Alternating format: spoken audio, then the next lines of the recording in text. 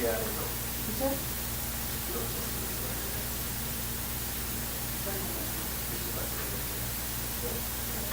It's on. It's on.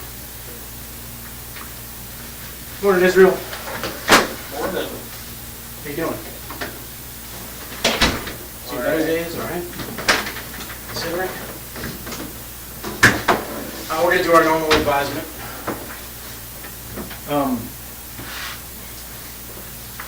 I have to read your rights. First thing I want to ask you is you didn't interrupt anything over at the jail during the meeting? No meeting with Julie or anything? You have the right to remain silent, you understand that, is it? Yeah. Anything you say can and will be used against you in a court of law, you understand that? Yep. You have the right to talk to a lawyer and have him present with you while you're being questioned, you understand that? Yep. If you cannot afford to hire a lawyer, one will be appointed to represent you before any questioning if you wish, you understand that? Yep. You can decide at any time to exercise these rights and not answer any questions or make any statements, you understand that? Yes. Okay. Also, I understand that you have standby counsel for crimes other than Koenig, Mr. Kurtner, and Ms. Welsh, and possibly Mr. Lorena. Would you like any of those here today? Okay. And we're not here to talk to you about the Koenig case, just crimes other than that. Okay? Yep. Okay, I think they had some things to discuss with you. Obviously, they wanted to chat with you about some things, and then I wanted to kind of talk to you about where we are on the Vermont thing. Yeah, I didn't, they wouldn't let me bring my copy of the letter, so there's definitely some things we need to go over. Okay, well, I've got a copy. Who wouldn't let you? Jail? Yeah, I Okay. just don't like it when I Leave with carry stuff around with me. If you guys want to chat about what you need to chat about, I can read a letter. Afraid of a paper cut? You need to mark up the letters, that would sort of like you have some requests on it? No, yeah, I mean, we can just go through it. Okay. I already went through it, so. So you have a letter here somewhere? You can make an extra copy if you need to. Yeah. I just wanted to let you know, I know you weren't real concerned about the vote, but I told you when we left last time that I'd like to give you a list of what was actually taken from the vote. All right. And what they do is they print out a receipt. They don't have the actual receipt. This is just an internal document, but I can show it down here.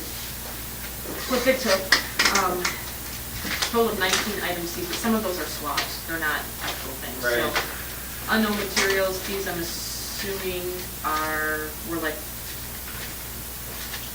pieces of thing, or like stains that may have been blood or something like that, that's just checked out some stuff, because that's based on where they were taken from the engineering. Fibers and fragments, same kind of thing. I don't know what that is. I can ask about that, but all of unknown material, my guess is They it's don't know what probably it is here. either. Hopefully the lab will know. That's why I call it a ball of unknown material. Maybe you could shed some light on that if you know. You know what the ball of unknown material I'd have is? to see it. They had possible bone fragment and other material twice. Down here, 2 different things were taken. There, rope to anchors with a line, other rope, a swab, and that swab was taken from seat cushion. Screws, these were all in the back area by the carpeting, or in that area in the back by the motor. Repairs rod. More slabs, Yeah. same kind of thing.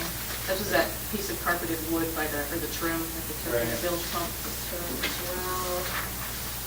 More rope, and then took the cable cuts. I think they had already probably had these before we had talked last time, so those are already. All right. So, that's what they took, and then eventually I'll get a actual receipt paper if you want that, you can have it. Questions about any of this? Okay. I'm going to get a copy of this. Okay. So we mark it up. Okay.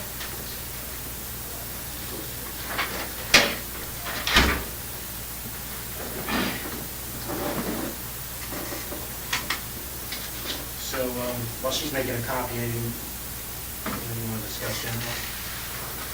Any what? Anything you want to discuss generally about the letter, about any concerns you have?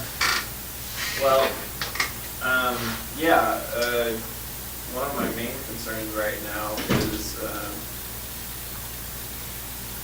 trying to get a handle on what the process is going to be. If this goes to CCU, they approve one or all my cases for the death penalty.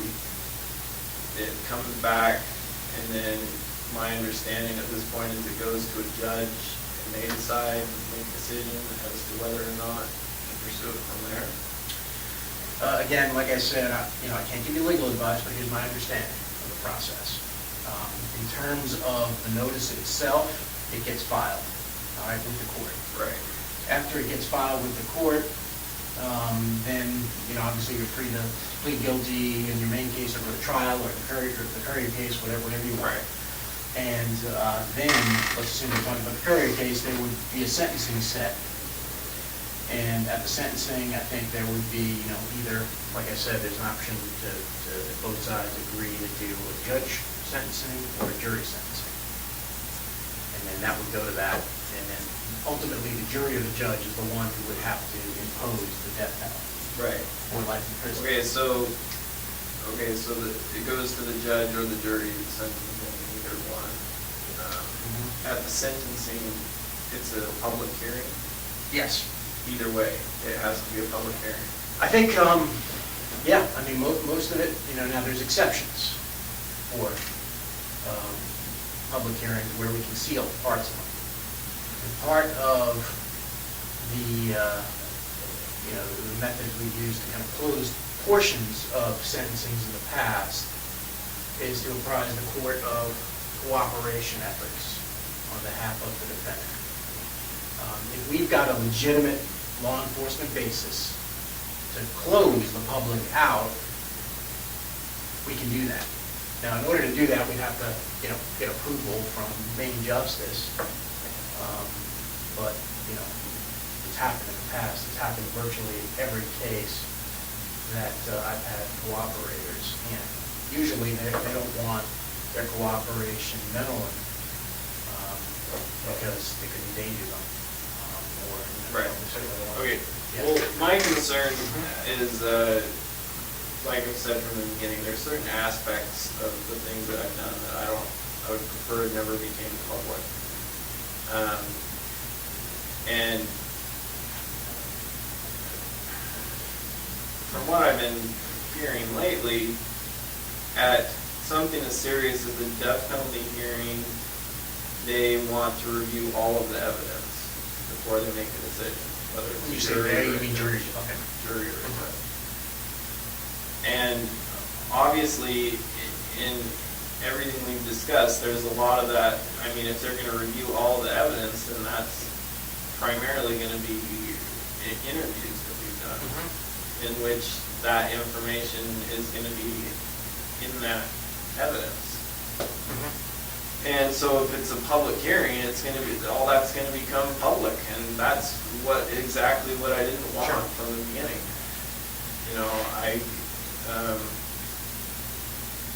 Certain aspects of this that, yeah, there's no way around it, but, as far as different things that were done with the bodies and the sexual assault stuff, that type of stuff, I don't see, if that has to be part of the hearing, then we gotta figure out something different. I got sort of two possible solutions I've been thinking about, if it gets to that point. One with respect to stuff that you're working with us on, like, other crimes, other, bodies, and they're still investigating to corroborate your confessions, those murders. We can certainly seek approval to close that part of the sentencing, to the extent you're talking about those. All right, now, look, I don't know whether or not there's no guarantees, whether or not Maine Justice would grant that. The second portion of it is, we control the evidence that we present. So the government's got to present the evidence. And, maybe there's some way to kind of address both of our concerns here by circumscribing, by limiting the amount of stuff that's introduced into the court. So I've been toying with that idea. Now, obviously, there's a catch-22 to that, right? Right. The worst things, appear to the jury or the judge, the more likely it is you're going to get what you want Right. in context of the Courier case. Right? That's,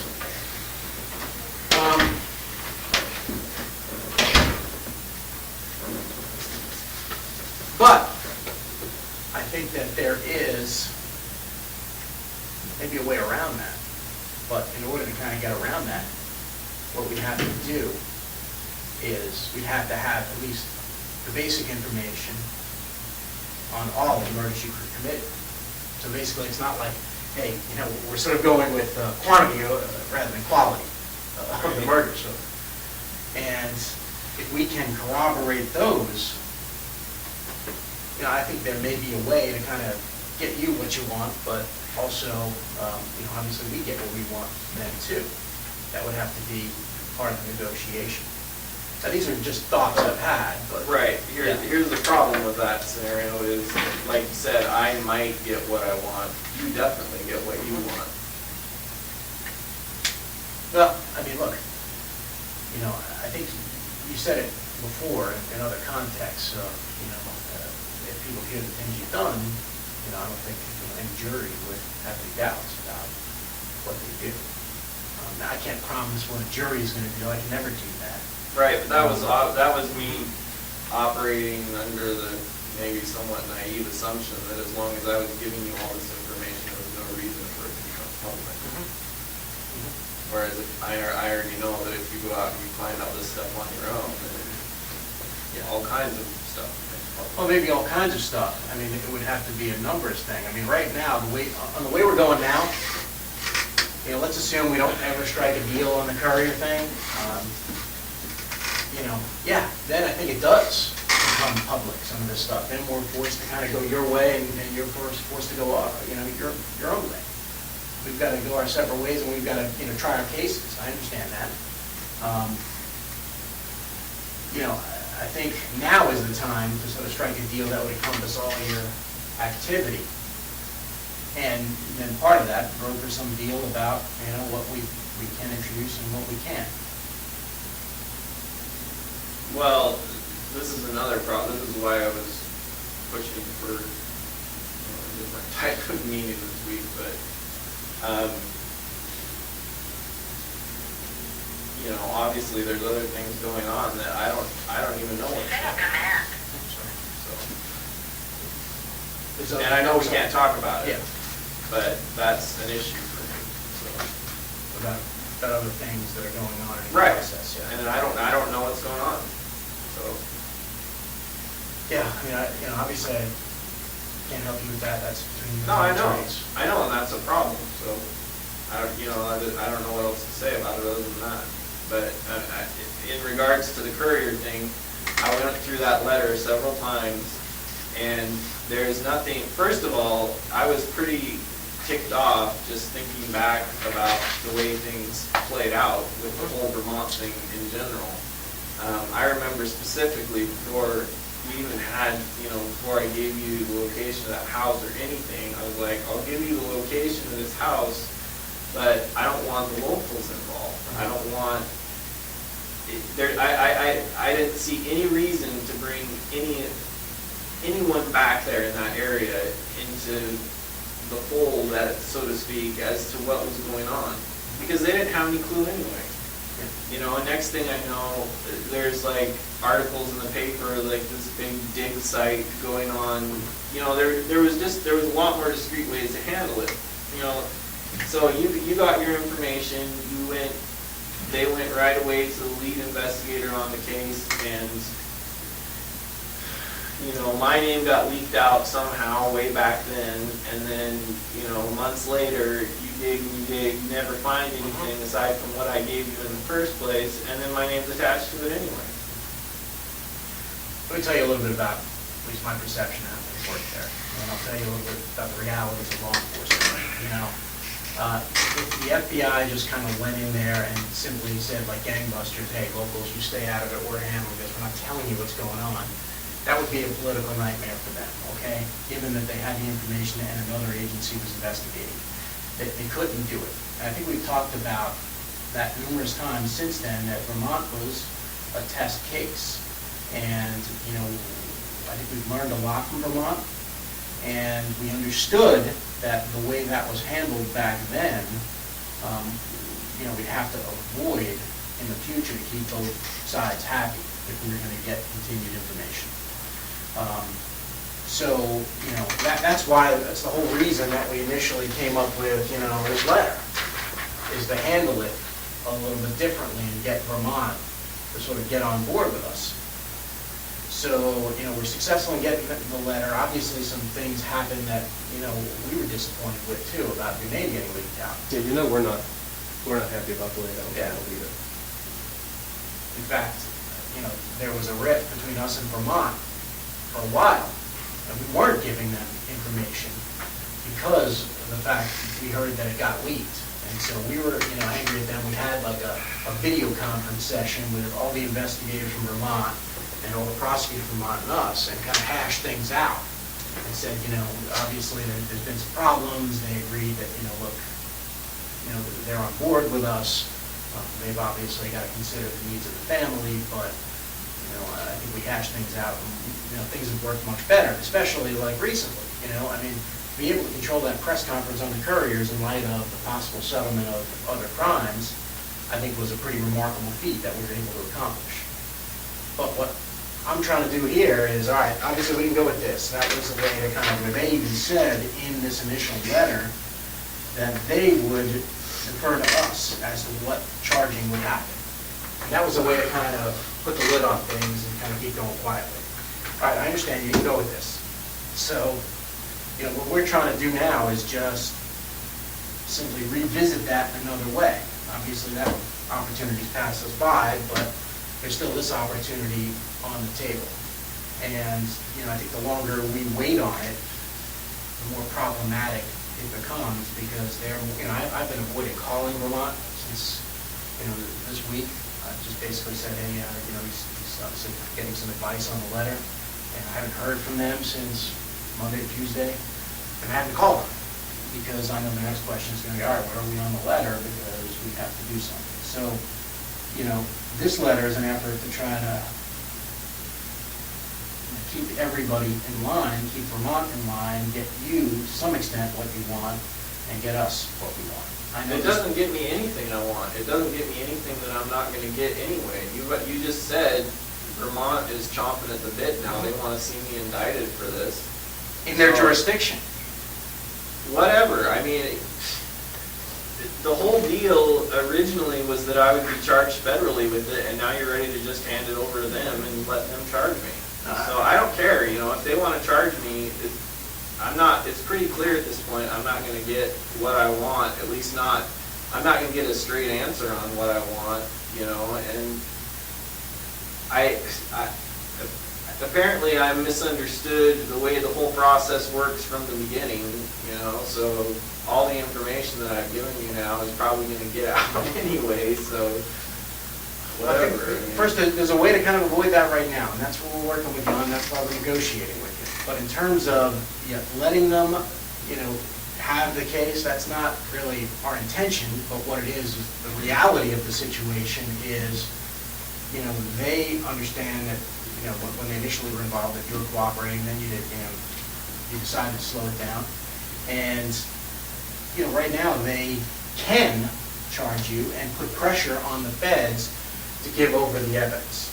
And that's the reality of the situation. Yeah, can we sit there and say, no, Vermont, we're not giving you whatever evidence we uncovered with respect to, you know, the Couriers? Yeah, I mean, it's conceivable, but for the people who make the decisions and how this would blow back on them, realistically, they couldn't do that. They couldn't, you know, they would put political pressure on saying, hey, the FBI is holding back evidence in this double murder and we can't prosecute this guy because they're not playing fair. That's the reality of the situation, and it's the situation we're trying to avoid in other jurisdictions.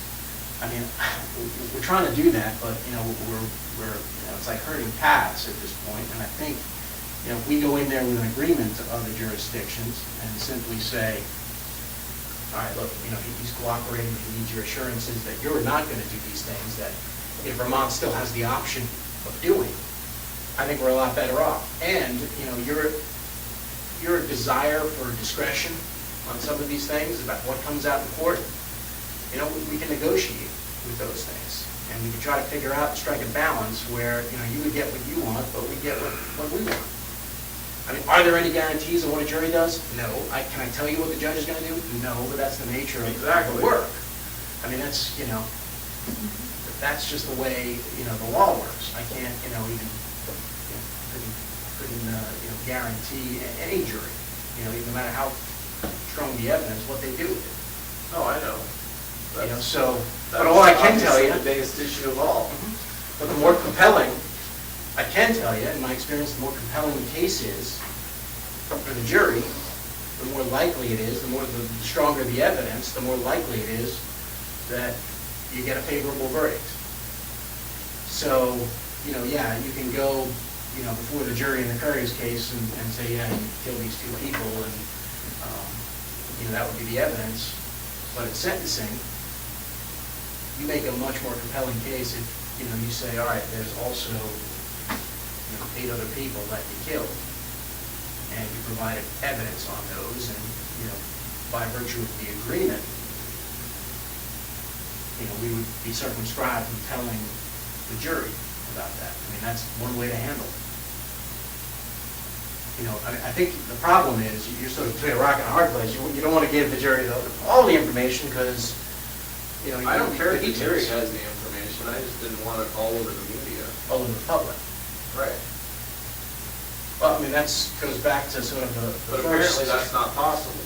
So can I see that letter? Yeah. There's something else in there I wanted to go over. I think like I said, there are law enforcement exceptions to keep things sealed and from the public if we're still investigating it. You know, we just need to get approval of it. And that's something we can put in that letter, that we seek approval from Maine Justice to keep things. And in this, and I'm pretty sure in this letter, all we're asking for on anything else is who and where. The details. Yeah, I see that. So you get to, you control that information by telling us just that. Right, but problem is, with some of that, it's gonna give you more than enough that if this doesn't work out in my favor, you're gonna keep playing connect the dots, and I'm gonna keep getting bounced around from one jurisdiction to the next. It doesn't happen with this. No, it says, prior to any plea agreement, I provide the total number of victims, jurisdictions, which in turn is going to give you, it doesn't say name or date, but. it's Or gonna even give you- specific locations, it just gives us the jurisdiction. That's just so we can get their agreement. That's all that's why that's all we're asking for before that. It's purposely set up that way to protect you. Right, but the problem is I already know that you know where I've been for the last few years, so it's not. So you're not giving up So anything. you're right, that's not a lot of new information. It might just corroborate some of the stuff that we have, and it gives us the ability to go to them and get them on board. Or walk away if we're not willing to get on board.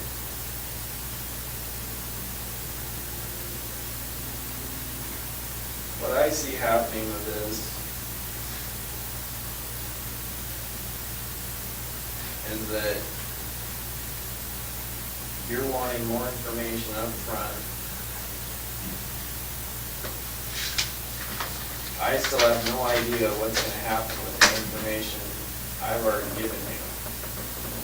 And admittedly, you don't know what's gonna happen with the information I've already given. Except that in that letter, if you don't get what you want, that's when the information stops, right?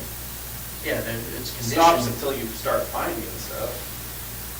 well, it's conditioned on at least the Attorney General coming back and saying, hey, we're gonna seek what you want, right? I mean, look, you know, you've identified, you know, some issues that you're concerned about, but, you know, I don't think there's anything we can't overcome here. You know, there's no reason to get sort of frustrated about things. It's, you know, we can work it all out. You You know, you just identify. Oh, I know, some of we the can work it concerns. all out, I just don't see what the big time crunch is, that you want all this information right now, and I still don't know what's gonna happen with the stuff I gave you on day one. Well, I think the problem is, we need that information to kind of keep, you know, Vermont on board, rather than have Vermont go public, and once Vermont goes public. Vermont then already we- went public Yeah, but essentially. they didn't really get picked up. They had one reporter who had inside information, she didn't share sources, as far as I know. And clearly, the other stations didn't feel comfortable linking it to you. Certainly, you know, they were calling and trying to get Even up here, confirmation. they added that disclosure, they couldn't, Yeah. they couldn't confirm it locally, so that all they did was run what Right. they had. No, I get that, but I mean, you've already said whether I'm charged with this federally or locally in Vermont, I'm gonna be charged with it and soon, right? That's their plan. That's what they want. That's what they want, and that's what we're trying to kind of avoid, at least, because you said you didn't want to get dragged back to Vermont. So I don't see how they can do that anyway when I'm still facing charges here. They'll drag you back eventually. I mean, what they do is, and what's happened in other cases, is they lodge the detainer, you finish up here, and then you go to Vermont, maybe then they lend you out to the state court there, and that goes through the process, which is what you said you didn't want. And that's where we're headed. And the other thing is, and I know you know this, is that the way typical law enforcement investigation would work on this, you have to admit that the way this, I know this seems slow to you, that this process has taken a long time, but for us and the people that are in charge of us, what they want, they know that there's potentially up to 10 or 11 victims. So there's 7 or 8 that we don't know where they're at and those kind of things. So what we're getting the pressure to do is find those other people. And so what you don't want us to do is to use conventional police methods to do it. And that You're already using conventional. We're not. We haven't gone to Media? We haven't It's a gone big to one. local media places and said, Israel Keys was here on April 10th of 2009. He committed this Tupper Lake bank robbery. He killed somebody in this area, and they're buried here, and we need the public's help in finding out if they saw him or his vehicle, and this was the vehicle, and this is the license plate number. That's what a typical police investigation would do. We know you don't want that, because the first one of those that we put out gets on You don't the want that Today Show. either. You're right. You're right, we don't, because we want this cooperation that we have, and that's why we've been delaying this, but the pressure is getting increasingly with Vermont. We're getting calls from Vermont also, since they ran their story. The colonel of the state police there is getting calls from other families in that area who now think Israel Keys could have killed their family members because he killed somebody else there. And so that's what we're looking, that's what's gonna happen in every state if we use conventional police methods. And we wanna keep it as quiet as you do, because we want the information from you, because we know it would be the most accurate.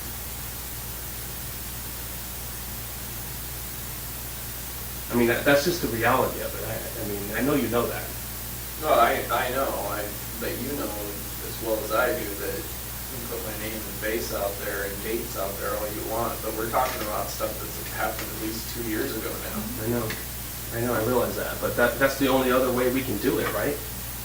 I don't know, but I'm just saying that I'm getting a little bit ticked off at what's happening with the information that I've already given you, and I see no reason at this point to keep giving you more information, because I don't know what's gonna happen with that. Once you have it, once they have it, these different jurisdictions, it's their information, yeah, I understand that, but then I lose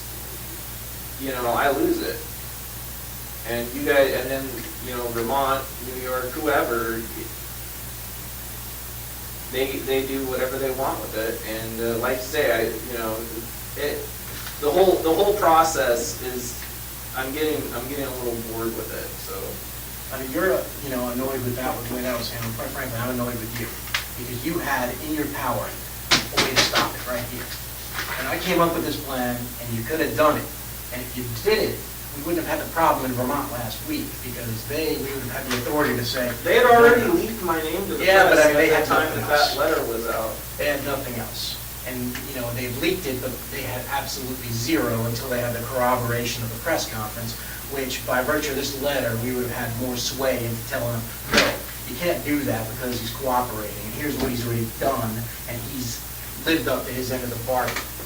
So that's the reality of the situation. You blame us for the situation. I'm I blaming do you. blame you. I told you from the get-go, before I told you where the freaking bodies were left, I told you that I didn't want the locals involved, and the first thing you do is make a big scene and do a big freaking archaeological dig right alongside the main road. Come on, you've agreed in the past, if we're being honest here, that we've handled that situation as quietly as possible. And to whatever extent we could, we shut people's mouths, and the only problem was probably one cop that didn't get the message early on. And that was it.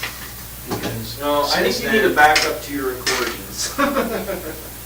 Because I remember the conversation, and I said I didn't want the locals involved in it. And I know now from, I mean, I talked to the guy, I talked to the lead investigator. Not only did you involve him in that, but you took him to New York to dig up the guns. You had him involved from the very get-go. Well, the only reason that guy was involved in the conversation is we were sort of planning on going with this at the time, if you remember. Okay, and that was sort of by your You went and consent. got the guns before that letter was written. Yeah, yeah, we were trying to, I mean, that lead investigator, like I said, politically, and maybe, you know, the FBI can explain it to you, you can't just simply walk in there and say. Well, you "Where are told the me you facts?" could. I don't think we did, I mean. Back up to recordings. Yeah, you know, I'll go look at it and I'll listen to it, and I'd be happy to kind of share it, but I think what we said was the FBI would lead and handle the case, and that's what's happened. No, you said you would control it. Yeah, and to whatever extent we could, we did. In fact. Right, and I'm it was saying I'm nothing. not happy with the extent that you've controlled it. You haven't controlled it at all. And we realize that, we can see that, we're not happy either. I mean, but we're. Look, I know it was more than one thing that caused the whole thing to get out of control. I know that if the house had just still been there and it all just been neat and wrapped up in a couple days without doing a freaking landfill dig, yeah, it would have made it easier, but that's not, the fact is there are different things that happen the way they happen. And now I don't know what's going to happen with all this information I'm giving you. And you know I'm not just talking about the couriers. Well, that's why we're here negotiating. You know, look, you have stuff you want, we have stuff we want. Yeah, can we promise you absolutes? No. I know that. Just like you can't promise us absolutes that we're gonna find these people. So who knows whether or not we'll ever be able to kind of, you know, give closure to their families. I mean, it's up in the air for us too. You know, we're just both doing our best to try to come to some sort of resolution. Yeah, it's not ideal. You know, we have different interests, but I think there's a way to meet those in the middle that will avoid a lot of the things that you don't want, and at least try to get us started on the things that we want. No guarantees from our end either. We have the ability to control it better now. I told you the other day, back in April, when you told us about the couriers, we had no idea what we were dealing with. We didn't know there were 7 or 8 more bodies. We didn't know a lot. And we have the ability now to control it better. Had we known that back then and were able to communicate that to the people in Vermont, I don't think the leak would have happened, because I think that person We'd be would in a have very realized the different place. gravity of the situation. I don't think that they did. I think they thought the end of it was their case, that was the only one that mattered to them. And clearly it wasn't, and I'm sure that person, Well, that, you know, that's fine. What's done is done. I'm just saying, from right now, from my perspective, this letter doesn't offer me anything. I know that, you know, you have pressure on you to find these other people, but frankly, they'll keep. And I still don't know, like I say, what's going to happen with this information I gave you on day one. Well, let's talk about it. I would love to, but unfortunately, other parties chose not to be here, so. I mean, look, you know, in your discussion of other crimes, I mean, I know we've mentioned this to you all the time, that, you know, you can have counsel present for these discussions of other crimes. You know, I know we paid lip service to it, but I mean, you were in Judge Beislein's courtroom when we did this whole thing. you know, I don't you have any basically problem. said, you can, if you want to stop talking and you want to kind of invite counsel here, then you can invite them and they have to come. Look, I don't have any problem speaking for myself. The problems I have is with the legal procedure as to what happens with this stuff in the courts. I already know what happens with it on the ground. I'm just saying, I don't know what happens with all this information, like that whole thing about the whole investigation and interviews being made public for the sentencing hearing. I did not know that. I was led to believe that if I gave you information, then we controlled all that information. You still have an opportunity to control that information. And, you know, agreements can be struck, but they have to be struck now in advance, because if we get too far down the line, here's what's going to happen. Like I said, we identified Vermont as, you know, a problem because that was, you know, happened at a time we didn't know what we were dealing with. I wrote that on that flip pad I showed you a while ago. Vermont, we got to deal with Vermont. I know it's going to be a problem. All right, now I know it's to the point where, yeah, it's a reality that it's going to be a problem. If we take control of the situation, you know, I think we can avoid that problem. You can then negotiate what the extent of what you tell us. And to some extent, you know, what comes out in court. But we've got to talk about it, and we've got to kind of go forward, because what's going to happen here is, let's assume we don't strike any deal. And here's what I see happening. And again, I saw this months ago, and I'm just going to tell you in the future what's going to happen is they're going to go ahead and say, all right, well, he doesn't want to enter into a global settlement on the other crimes. We're going to go ahead and charge him. Okay, once they charge him, it doesn't become. Once they charge you, it doesn't become one reporter saying Israel Keys did this. It becomes, all right, the government saying he did this. And then that becomes sort of a national frenzy of Israel Keys killing 3 people, traveling around the country, killing people. Where else has he been? What kind of shows can we do? And then that in turn puts pressure on the local FBI. All right, they're going to come to Jolene and say, all right, well, what did you do? What have you done to kind of make sure you've investigated all his crimes? Oh, you didn't put media out? You know, you're sitting there talking to Israel Keys, you're trusting him, and you didn't do the necessary things that we see fit. That's exactly what's going to happen. And they're going to say, you go do it. And it's not going to be up to Jeff Bell or Jolene Goodman or Frank Reese or Kevin Belvis. Like I say, if they think that's going to help, then they're idiots, because like I say, we're talking, I've given you all the information that first of all, no media exposure, even if I hadn't given you all the stuff on the more recent ones, would have helped. I don't think it would have helped. I don't know. It maybe wouldn't help, but it gets your name out there and it's something connected with things, which is what you Right, don't that's want. why I gave you that information. But, I mean, now you're talking about wanting to put my name in the media, which is the one thing I didn't want from We you. don't. You don't don't want want to. to. But it's going to happen, is what you're saying. I'm concerned it's going to happen. That's my concern as I look forward. If we can't get another avenue for doing it, I don't see that the FBI, I don't see that we have any other choice on how to investigate it.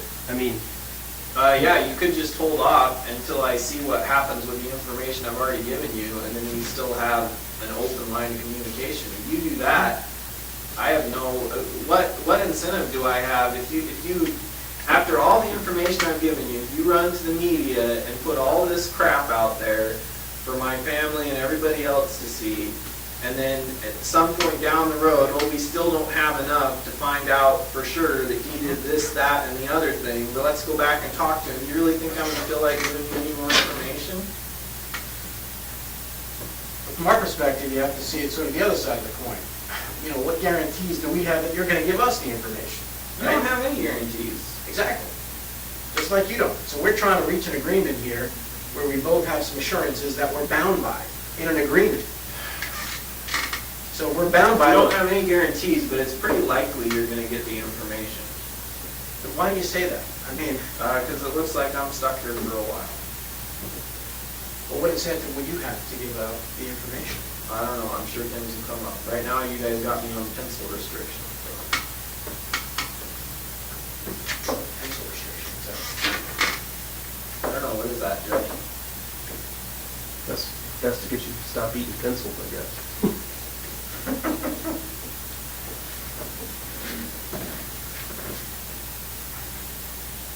Look, I think, what we're trying to do is, look, it's obviously a situation where you have interest and we have competing interests. Like I said, things are negotiated like that every day. And I think we can negotiate something like that, but, we need a little bit more to do it. To avoid Vermont doing what they're gonna do, to avoid, what the FBI nationally is gonna come down and say we should have been doing in this case. That's our interest in it. But I don't see what, you keep talking about what Vermont's gonna do, but if, you've already said that I'm gonna be charged with this federally. If they Well, I let don't me, know, federally or state, they haven't. but one or the other, soon, right? That's what, well, look, I've been holding them off, and I can ask them both to hold off a little bit longer, and that's their plan. They've said that in the press conference. I'm just But we saying, plan to originally, charge. this was all this information on the Courier case was supposed to become part of the other information that I gave you prior to that. Yeah. And now it's all of a sudden become a separate thing, and now you want more information to add to this. We're just trying to control, what happened at the very outset when we didn't know the full scope of things. Let's just deal with that problem, all right? Maybe we can't, solve every single problem here, but we're happy to kind of try to solve Vermont. And I think it would be minimal impact to you if we convince them that, look, he just pleads guilty here and then it gets wrapped up all globally in Alaska. That would be probably have the least impact on you, agree? Yeah, this whole thing is already a huge. We're just trying to solve the They never even found the bodies. At least if they had found the bodies, then it's just, there's no way around it now. You charge me with the couriers. Everybody knows now, as soon as you charge me with that I gave you all the information you have, because you didn't find any on your own. Even after they knew they were at the landfill, they're like, oh, we didn't find them, but they were definitely murdered, and we definitely have the person who did it. And now, pretty soon, we're going to tell everybody who did it. And the person who did it is Israel Keys. So how did they know that? Well, you must have told them, so whatever. How can we avoid? You can't avoid it now. It's already happened. I mean, the majority of it's already happened. The only thing left is you to come out and say, yeah, the Israel Keys is the one who's going to be charged for it. So And they didn't say that. they didn't say it yet. I'm just saying, I'm going to be charged for it. You said soon, either federally in Vermont or in Vermont, and that's. Okay, is there a way we can kind of at least keep the lid on things in Vermont any longer? I mean, and maybe, I know you have another situation to work out, but give us something that buys us time. How do I know how much time? First of all, I'm not buying any time because they already did a freaking news story on it, and you've already said they're chomping at the bit to charge me now, so, But if we can get something from them and simply just say, hey, hold off, or for some other sort of, deal. I mean, look, obviously our preference, I think yours is too, to wrap all this up, globally with all the other times. But. well, that's only if I can get what I want out of it, and that's looking less likely all the time, especially since I still have no idea. It's been freaking months since we first started talking, and like I say, I still have no idea what's, like, in the broad scope of things, what is going on or what is going to happen or how long each of these things is going to take. I have no idea. I haven't been able to get a straight answer on it from day one, so. I can tell you in terms of the Courier case, because all I did, I laid it out here, you set the deadlines. And we put deadlines in here, at least for your edification. We can put more deadlines. We can sort of work on, the language. We can work on how much it's out. There's no deadline. I mean, the only deadlines are events that happen. They're not dates. Well, I said there's a couple weeks from the events, and then there's, seeking expedited review. And so that's, what I've been working on. It's not like, we've been sitting here just, calling back to Washington DC and asking, how can I screw Israel Keys? I've been trying to kind of pulling my hair out, trying to figure out a way to kind of resolve this dispute and settle everything where, you have the best chance of getting what you want, and we have the best chance of getting what we want. So I've been dealing, like you said, Vermont, what happened, we had to do it over again. Maybe we had done it a little differently. But we didn't know the full scope of things, and, it is what it is. We can't rewrite that.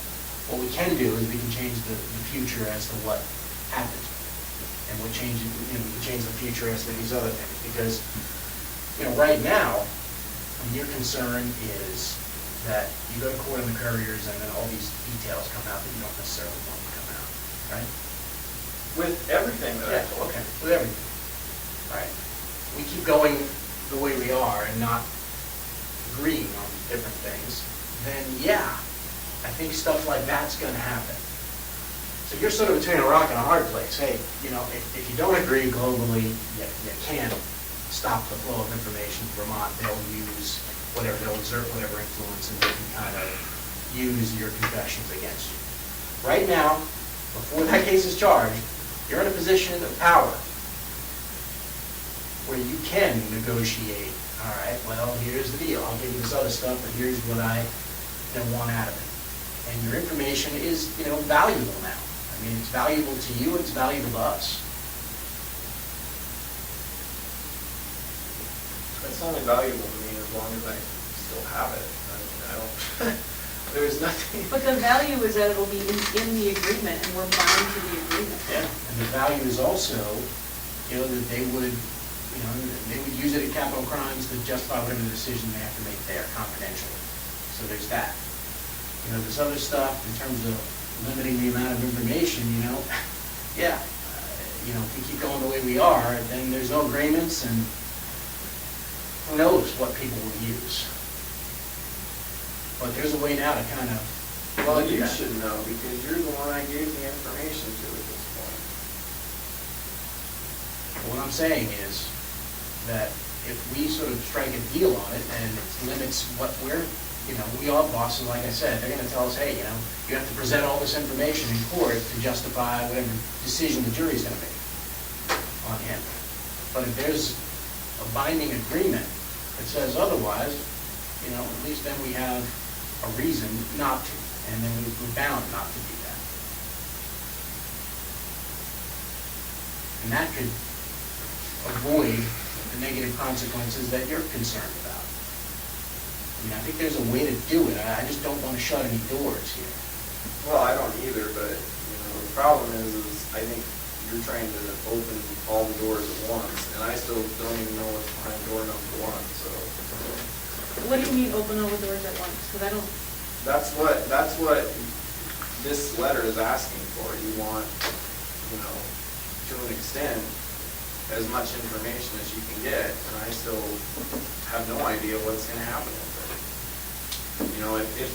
If this doesn't work out, from my perspective, then you still have your information, and then I still have no idea what's going to happen to me, so.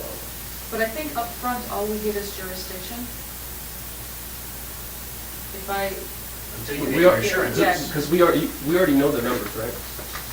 So, all we get up front is jurisdiction. So all we're getting is where? And not even a specific where, just A jurisdiction. Eastern District. Not a year, not anything else. Not a name. It's just to fulfill your needs, to kind of simply say, hey, I don't want this to be a problem, and I just- get what I want. I mean, if I'm going to give you any information, I would just rather have something that's tangible that I get for it. Well, let's talk about it. Again, there are no promises, but, Well, let's... it's not a promise, then it's not very tangible. Well, it's tangible in that we can, assure you what we're going to do. Some of this, like you said, is out of our hands in terms of judge and jury, or... I get But, that. hey, tangible is a letter from a jurisdiction that says, I'm not going to prosecute you. That's tangible. I'm talking about something that says, like I say, my main concern has always been the amount of information that's released that I have given you, the details, certain details. You know, to me, that's a major concern, and I don't, and right now, I'm still really fuzzy on, you know, what I want. It sounds like, I don't know, from what I've been hearing, it sounds like it has to come out. If it goes to the death penalty sentencing phase, it sounds like all that stuff is gonna come out, and I don't know, it's just. Well, I mean, that's why. And in the meantime, I'm also concerned about you releasing that information anyway, as whether you're doing it to piss me off or whether you're doing it to get the public's attention or for whatever reason, you know. So let's control that, Israel. None of that has to come out, or the stuff that you don't want to come out doesn't have to, if we negotiate and agree upon what that is. Right, that's what I'm saying. So let's do that. Yes, let's not, you know, look, I didn't write that letter to say, hey, take it or leave it. I mean, I gave it to you, let you review it, you know. Agreements are negotiated all the time. What would you like to see in there that's not? No, I don't know, because I don't even know what's possible at this point. All I know is, you know, with all the information that I've given you,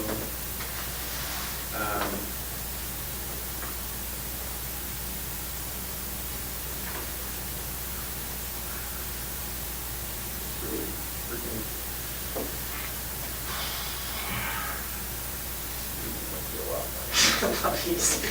Well, I mean, I could come up with a plan C, you know, if you want, and my plan C would look something like this. You know, Israel sort of controls the amount that comes out in the sentencing of the couriers. You know, we can agree upon what that is, maybe a, you know, sort of a you know, brief statement of I killed this person and they are buried here, right? You know, in exchange for, obviously, we're gonna do all those things in advance to get your assurances of non-prosecution, but then you're also controlling the extent of information that comes out. So, I mean, I think, you know, look, like I said, it's sort of a catch-22. You want to have the death penalty imposed upon you. The more information the judge or jury has, the more likely that would be. But, you know, I guess my plan C is, well, you know, then at least we can kind of do quantity over, hey, you know, details of what happened. I think that, you know, would be Yeah, but the compelling. time to do that is at sentencing, not now. No, well, I mean, we have to get started on it to at least Why? corroborate it and get those assurances from those jurisdictions, right? Otherwise, if it Well, I comes out don't at know. sentencing, you get That's, see, this is charged. the stuff I don't know. I mean, how the hell do I know we have to do it now? For all I know, you can charge me, and then at the time of the sentencing, you know, you can say, look, there's this additional information. I just don't see where I have any incentive to give you any more information right now, because all this stuff is gonna happen to me anyway. I mean, whether I'm charged federally or in Vermont, I don't even understand how they can charge me in Vermont, because Feltus told me this was a federal crime, so that was the whole idea of me giving you like the guns and the silencers and all that crap, because I thought it was all gonna be federal, and now you're saying they wanna charge me locally, and I don't even, whatever, you know, you're the lawyer, so. I think that nothing, you know, there's nothing that can't be overcome here, all right? And that's what I'm just trying to work on. You know, I'm trying to figure out a way where everybody gets closest to their goal. And I think we can do that. Oh, you're gonna get your goals. You know, I don't know that. What do we just go back and I'm gonna assure the guys, hey, well, don't worry, Israel said, we're gonna get what we want, so don't worry, guys. I mean, you know what they're gonna say to that. You know, this way, at least if there's an agreement, we can show them, I can go, no, it's not just Israel saying, it's an agreement that, you know, we have that, you know, he's gonna get us close to our goals, we're gonna get him as close as we can to his goals, and, you know, hey, we're both walking away, leaving something at the table. Jurisdictions are walking away and leaving something at the table. I mean, we'd have to get those assurances, and, you know, that's something that's gonna take time. And that will prevent you from, you know, the detriment of getting dragged around, which is something you told us you want to avoid. And I'm just trying to keep it together. Right. And I think this is See, the best That's another way. concern I have is, you know, I give you this information, things don't work out my way, I still get jet dragged around. How do you figure? Because if Plan A doesn't work, then all these other jurisdictions are gonna go to Plan B and charge me separately for everything that I've done. Plan A, though, before we even get to it, would require them to write a letter saying they're not. So then they wouldn't do Right? that. Well, Unless- it's not on here now, I mean, Well, we can put it on there, I mean, you know, look, that's a starting point, it's a 3-page letter, not even. Like I said, that needs to kind of go into a more comprehensive agreement, but, you know, don't get frustrated with the terms, everything is, you know, you have some other concerns you identified today? We changed the letter, you know, we work on it. But we don't just get frustrated and kind of walk away, because that's, you know, that puts people in a corner. We don't want to put you in a corner, we don't want to be in a corner, I think we both know that the best way to proceed on this is the way we have been proceeding. And doing it as quietly as possible. I mean, I think, you know, well, that's my whole issue right now, Yeah. is it hasn't been very quiet. I mean, there was already like freaking pages online about, I don't know. they just speculating. Yeah, but, you know, I don't know, whatever, speculation, fact, does it really matter? Well, you know, I think it does. I think you even said that last time we met, it's like, yeah, it's one reporter, you know, reporting something, it's not reality yet. And, you know, I'm trying to negotiate a resolution that's gonna control Vermont, because, you know, we learn from it, and it's gonna help us avoid that problem in other jurisdictions. You know, we can control, certainly was introduced. Like I said, if there is a way where you're cooperating with us and we can represent the court you're cooperating, there may be a way to keep that cooperation under seal in court. Yeah, I know, that's what I'm concerned about, but like I say, the Courier case is not the only one I'm concerned about right now. Let's deal with those concerns on the other cases. I mean, that's why the whole, you know, aim of the plan is to kind of get their buy-out before we do it. You know, if we can't go to them and simply, you know, have someone say, hey, you know, we just need your buy-out from this. We need the assurance. You know, it's difficult to kind of control things. I agree, I do think that, look, you're gonna follow through on your end. But I just think at this point, I'm kind of feel like I'm in a position where I've given you a certain amount of information. None of it has, or I shouldn't say none of it. About half of what I thought we had an understanding on, you know, from the very beginning, hasn't worked out in my favor. Granted, you know, some things haven't worked out in your favor, but I just think at this point, I just don't see what incentive I have to tell you anything else. I've got, I mean, day-to-day, I got day-to-day issues, and, you know, we come over here and we sit in this room, and I still don't know what's going on with, like I say, with everything that we've talked about, and in terms of the other case, you know, obviously that's on you and your lawyers to kind of do whatever you see fit. In terms of the Courier case, that's what I can control, and that's what I can help control, at least, to the extent that I can assure them that things are in the works. You know, look, I can tell them, and I have told them, look, I think he's gonna cooperate and continue giving us some of this stuff in exchange for some of the, you know, for some discretion, but, you know, they don't know you, and, you know, I don't expect any sympathy from No. anyone. no, and they're not. That's exactly the point. Come on, let's be realistic. Well, I am being realistic. They're not sympathetic at all. And that's why they're saying, well, you know, got a case on them, I guess, we can go ahead and charge them, right? Exactly, so. What I'm trying to tell them is, look, that's maybe not the best thing to accomplish everybody's goals.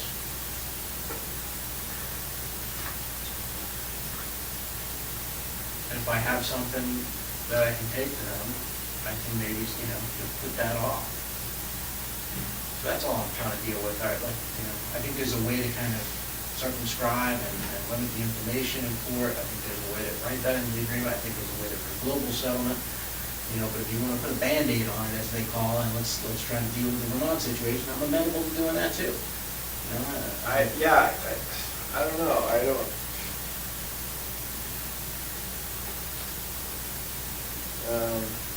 yeah, there's just a lot of stuff.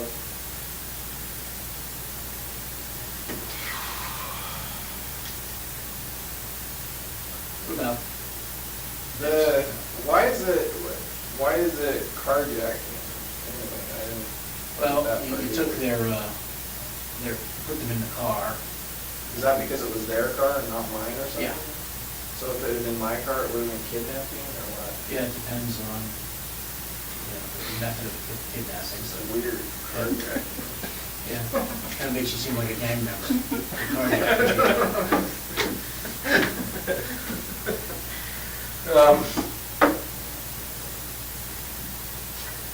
I'm just trying to think about Vermont, maybe how to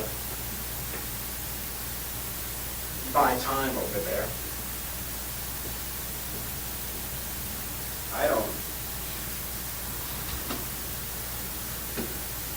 Like, they've already released enough information, they're gonna get hounded endlessly until they release my name now, so. Yeah, but if I can, give them something that kind of gives them comfort and gives the family comfort, then, maybe we can delay things there until at least you find out what's going on in your other situation. I don't. Like I say, it doesn't matter, as far as Vermont goes, everybody already assumed I did it, so. Yeah, but no one's really Even getting my own on family pretty much assumes I did it, so. But one of your goals was to not get charged out there. That was one of the things you told us the other day, is that you didn't want to No, I have to go don't. back there. So that is something that we can still, So ideally, what would that say? You said there were some, how would you have that read? What information would you have released about you control everything beyond the couriers, because you only tell us whatever you want to be released. What would be acceptable to you to be released that you think would meet your goal in this case? And like Well- Craig was talking about, quantity.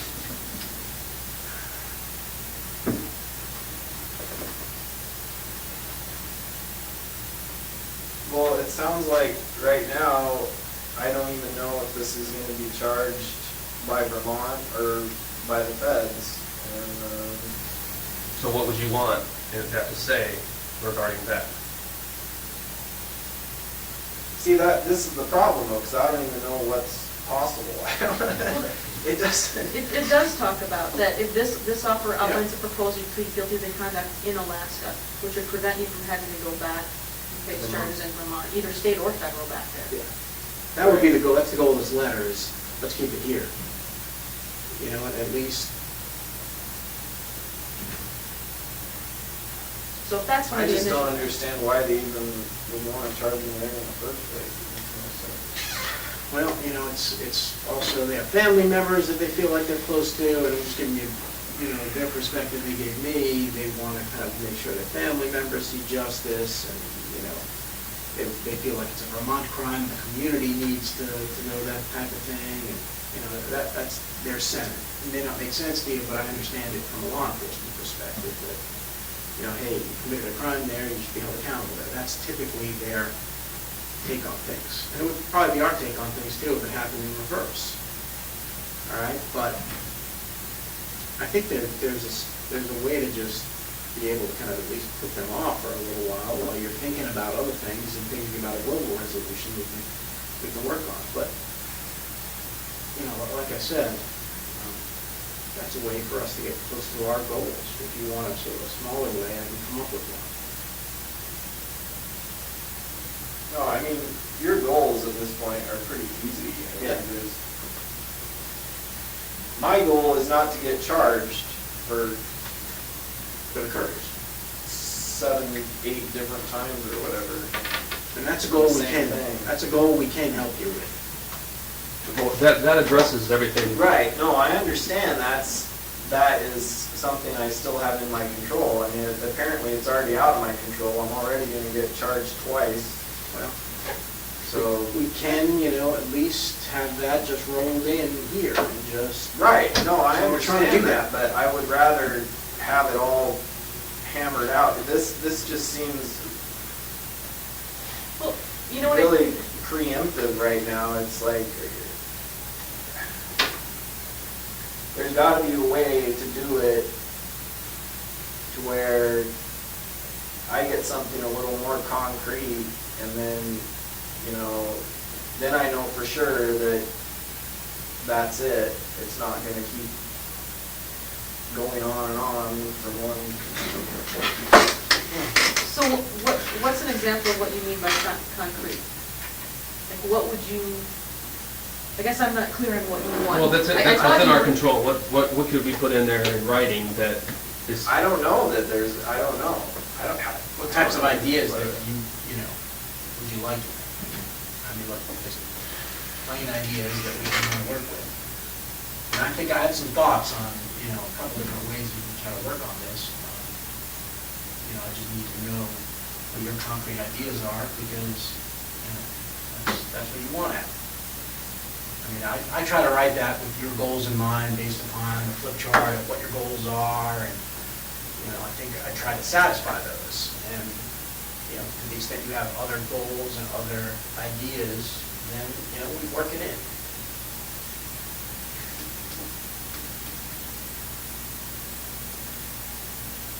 Yeah, I'm just not so sure I even have that goal anymore. I mean, like I say, if me looking for the death penalty is gonna make this into a bigger circus than it already is, and they're gonna take all this information that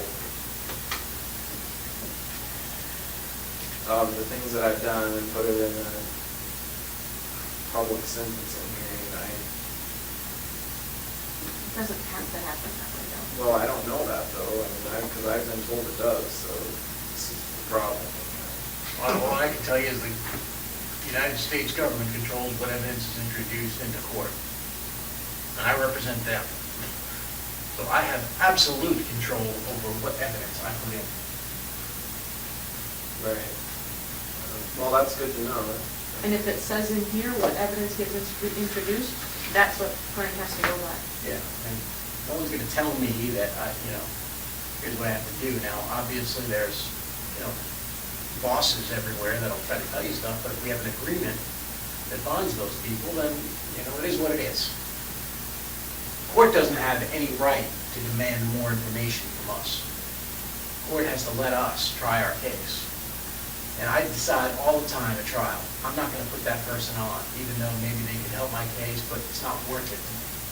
It's not worth it to me because I have some other goal in mind. Legal strategy 101 happens every day. So, that is in my control. That's what I'm telling you. And so you want something that's within my control. It's as simple as that.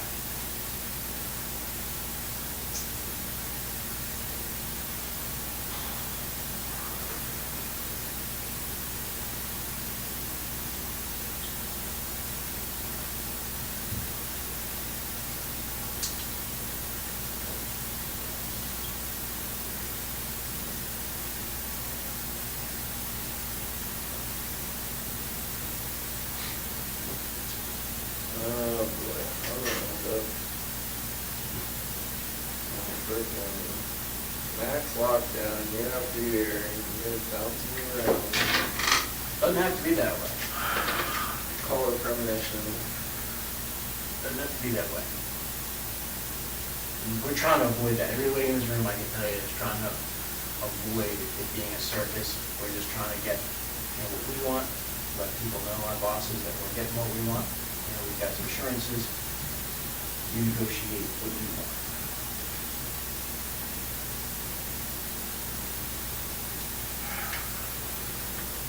If we wanted to screw you, I wouldn't be sitting here drafting a letter to you about, here's what we're gonna do for you, and, you know, I wouldn't even be in here. You know, we wanted to go ahead and just try to make you a villain, we could just go and do that.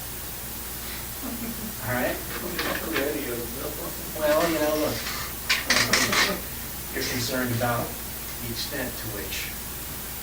Well, there's certain things, but from an entertainment perspective, from my perspective, yeah, it would be really fun to have all this stuff come out, but, you know, I'm not trying to single handedly give my mom a heart attack. So.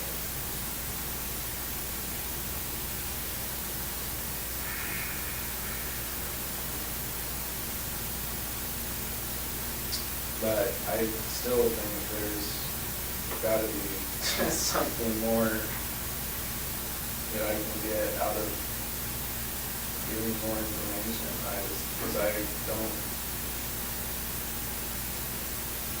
haven't seen anything yet. What do you want? I wanna know what's gonna happen. You want to know when, what's going to happen and when? You want to know, Yeah. You want to know how much information is going to be released publicly? Let's flesh that out a little bit more. Well, first of all, we can't talk about it. Okay. And that's the biggest problem of all. Okay. So that problem is- Secondly, there's this problem with Vermont that they already have enough information on who they want. They want to make it public or whatever, one way or the other. Honestly, I don't really get it. I don't care if this courier thing gets charged in Vermont or gets charged federally. Because right now, it's not, either way, it seems like it's just gonna keep dragging on, and I've got other more immediate concerns.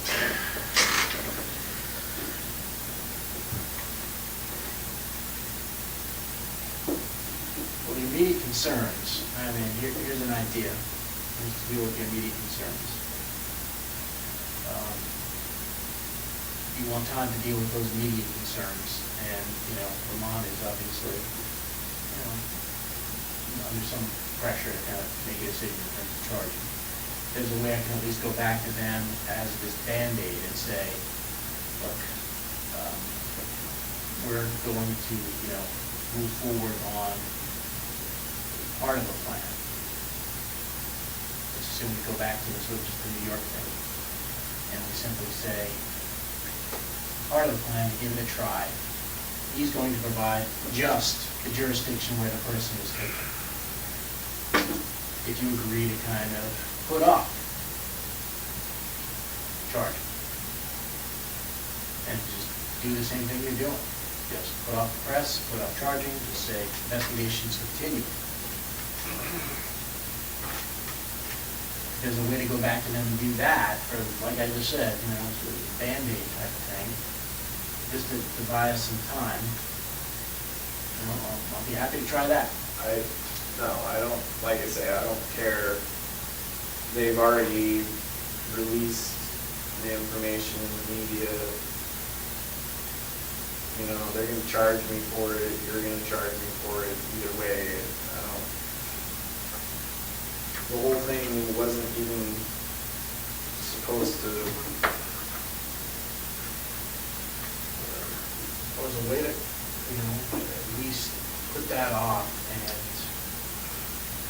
you know, if there's a way to put that off, maybe there's a way to strike a bigger deal down the road, you know, if we buy some time for ourselves.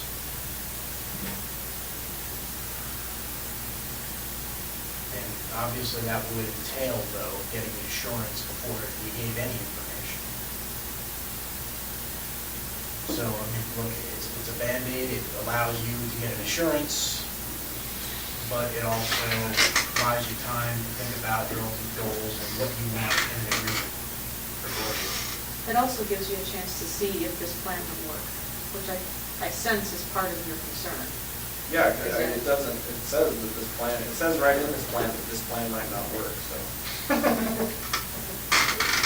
Not from our perspective. I said, look, which part, Not the kind of thing you want to see. which part are you in talking construction about? plan. Which part are you talking about? Where it says, you understand that we have no control over what. The Attorney General. Right, so that's, I mean, but that could follow through with this entire thing. But Yeah, the but then majority you get of to it, walk away. There's nothing in it that anybody has any control over.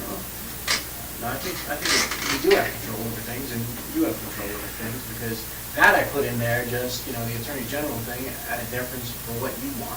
If you're not getting what you want, then I understand you don't have a benefit. The Attorney General comes back and says, life in prison is what I want you to see, that's not gonna make you happy.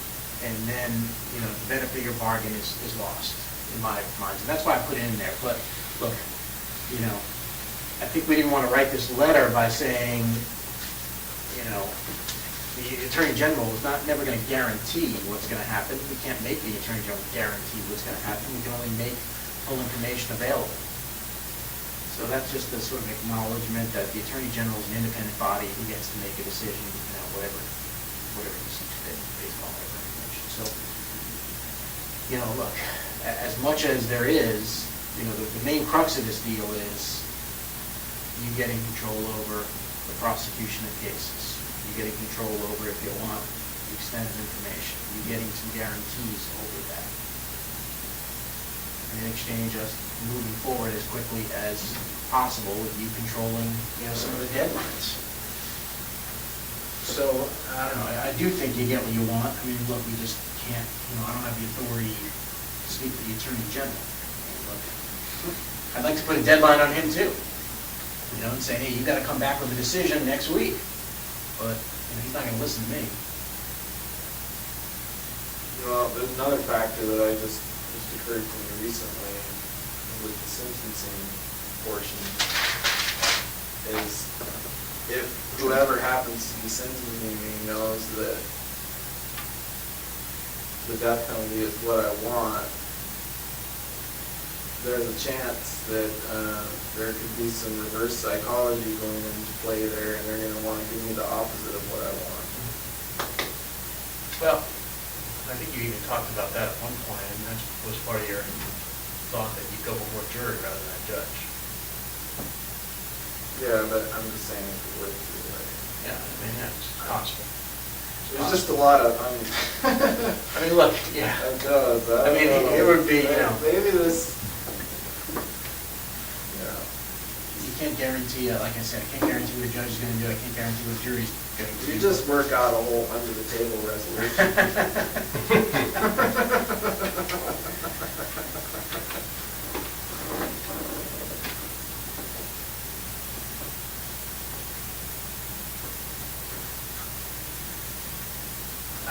The other way to look at that though is too, is if you think that's a possibility with that reverse psychology, I mean, I guess if they think you have something still to offer, maybe that would be an option, but if not, then, you know what I mean? If they still think there's information to be had, whereas if we had an agreement where all the information was gonna come out, I think that might be less likely, you know what I mean? Yeah. I mean, that's one reason I think they could look at something like that. Might Everybody just makes too big a deal out of this stuff. We're trying. Bigger problems in the world we could be worrying about right now. Oh, this is, one problem a day, and this is sort of the problem that we all have, and we're trying to come up with, a solution that we get both of us get closer to our goal. And that's what I've been working on. I'll come up with another plan. I'm happy to kind of keep working on it. I'm happy to redraft the letter. I'm happy to kind of call whoever I need to call. But, I think, I don't want to close the door on things. Well, I don't really see that that's an option at this point. No, I mean, I think we all understand that, but, we're just concerned that At this point, I'm thinking, it's pretty obvious to me that whatever's gonna happen is gonna happen, and I haven't been able to control haven't really been able to control any of the information I've given out, and once I've given it out, that's pretty much been it, so.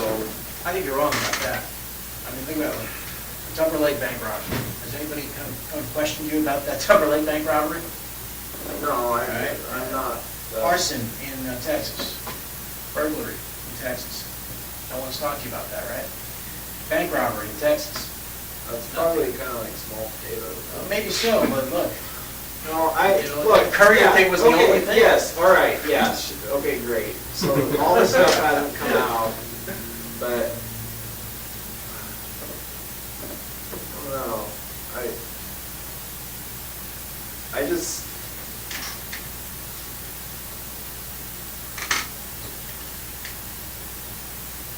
I just have some concerns with these other.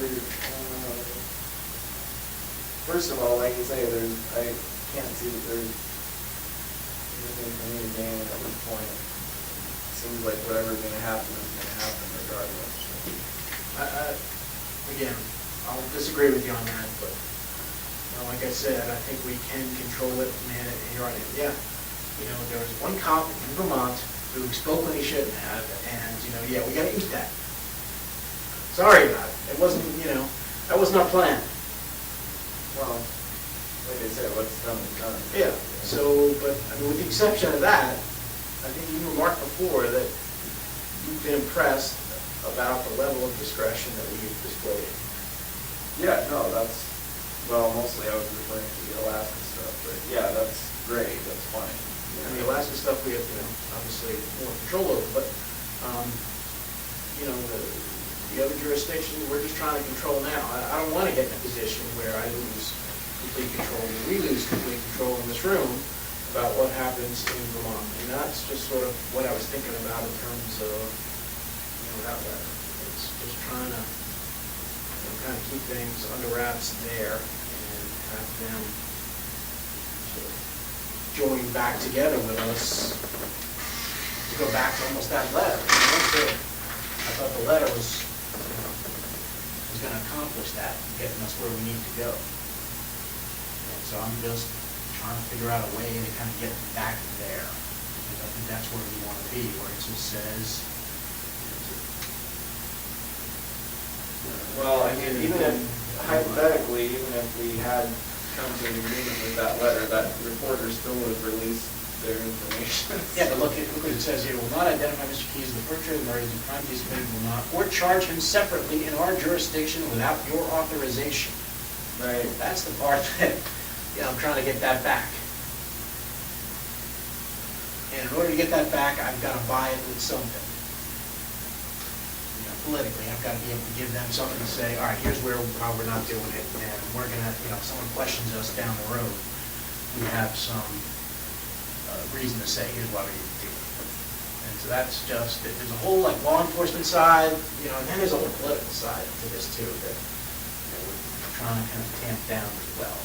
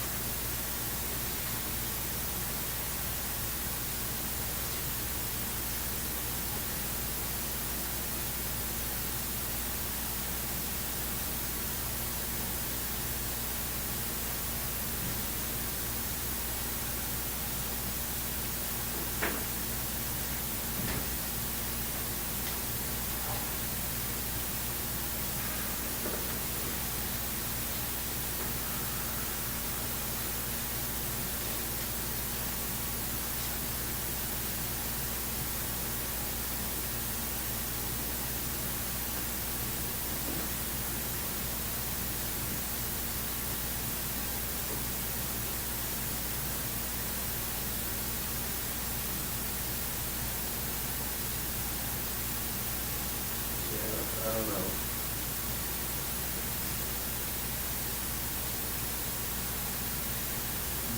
I think I'm more efficient than government.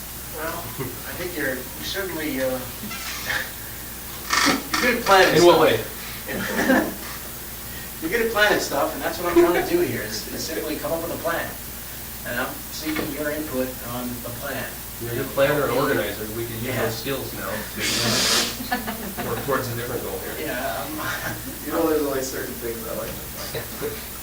I'm trying to plan, and I'm trying to, give Vermont some glimmer of hope, hopes of accomplishing a bigger goal.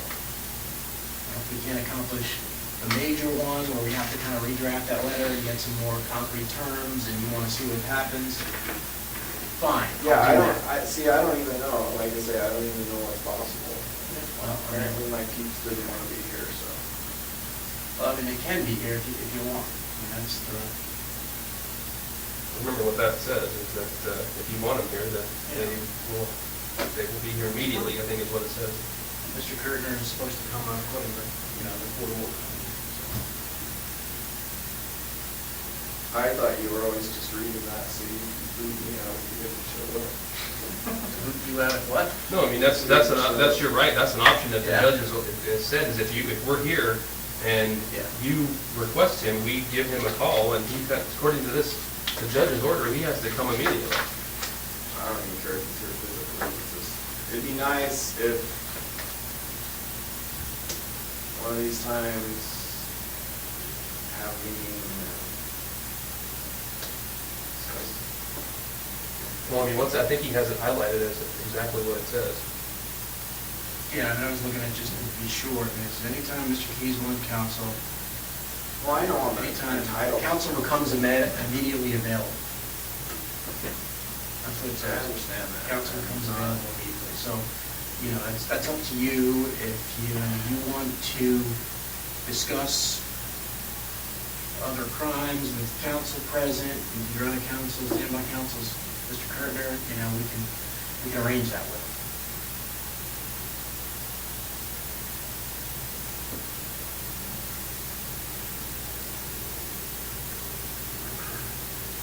And we could call him at your request and see what he says, if you're requesting that. Well, already requested it, and like I say, this meeting was supposed to, so 2 days. But you didn't request it through us, just to be clear, right? Not for you.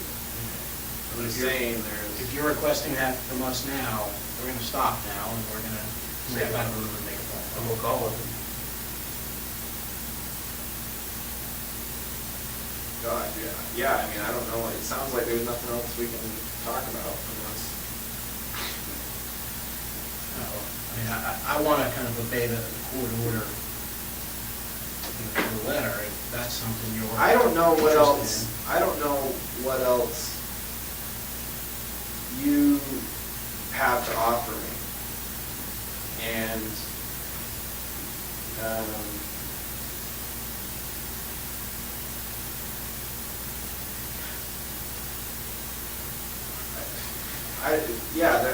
so I mean, I'm not happy with what the letter is. It lays out the possibilities, but I don't know if those are the only possibilities. I don't know. It's just. Well, let's take a This break. This whole thing Yeah. is, like I say, it's premature. Let's take a break for a second. Step out. I want to make sure we're respecting your rights to. I'm Not fine to talking talk, about- I'm fine to talk speak for myself. I'm just saying there's other things that need to be discussed in these meetings that we can't talk about unless, at least as it stands now, unless my attorney was here, so. But this says right here, if you request us to get a hold of him, we'll do that. Right.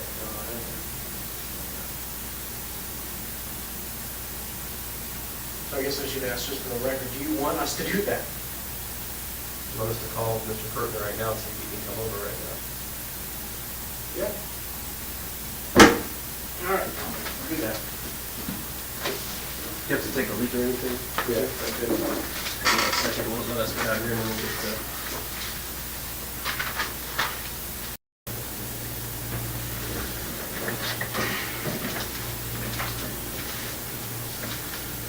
So where do we leave off? What's going on with the connectivity? All right. Here's what we have. Capital Crimes has the memo. All right. It went in last week. So there was some, I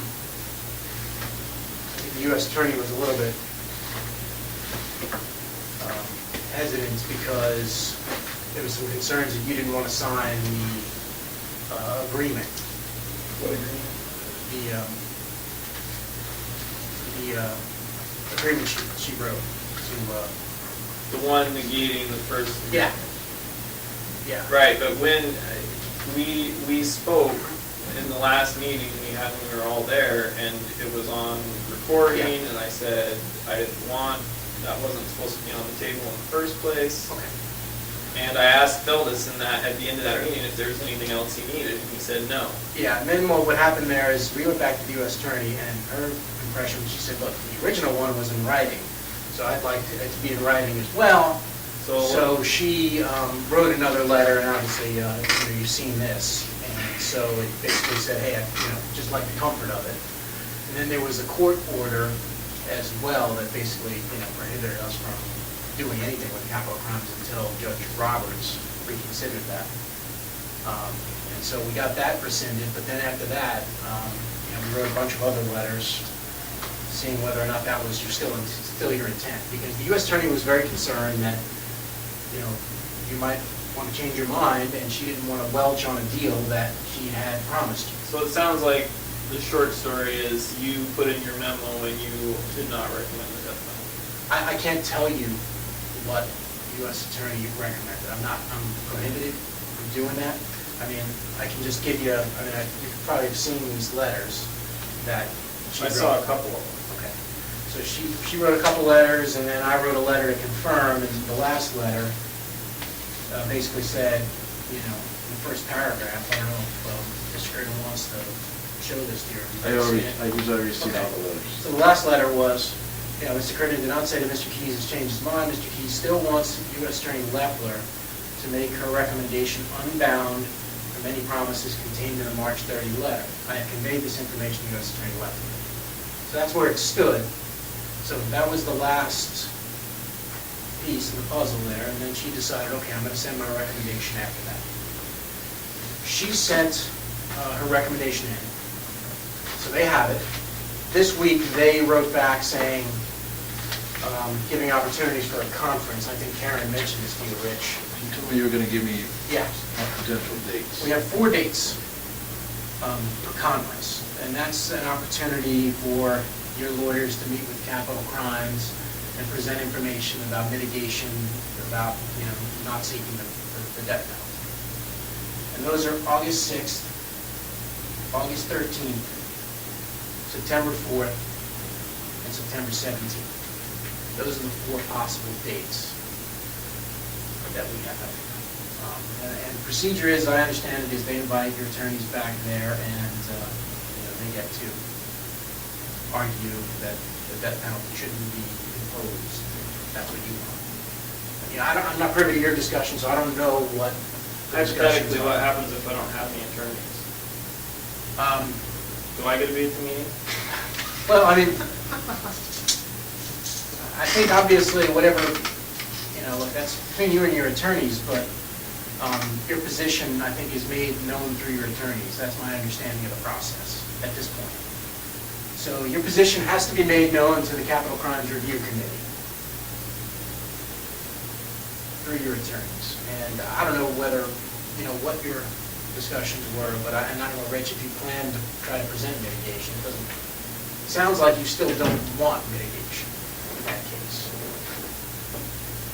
In other words, you seem like you still are on course for the Well, I death would just tell you, these are complex issues. We're still exploring all this.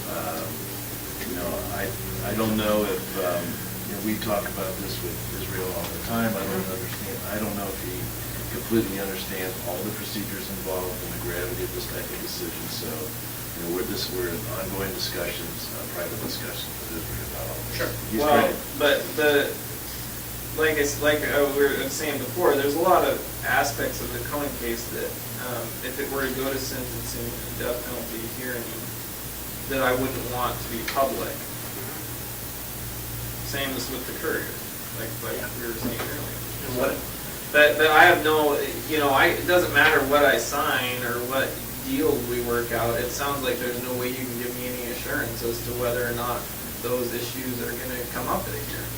that can be something, as I told him before when we got here, we can discuss in the context of a global settlement. He's concerned about the details coming up at open court, all right? Now, to the extent that, we want to limit that, maybe we can do that in a global agreement in exchange for, information about these other homicides. And that's what I was suggesting to him. I'm sure you've seen the letter I sent to him saying, we can maybe go with this process and get some assurances from him that he wouldn't be prosecuted by state authorities.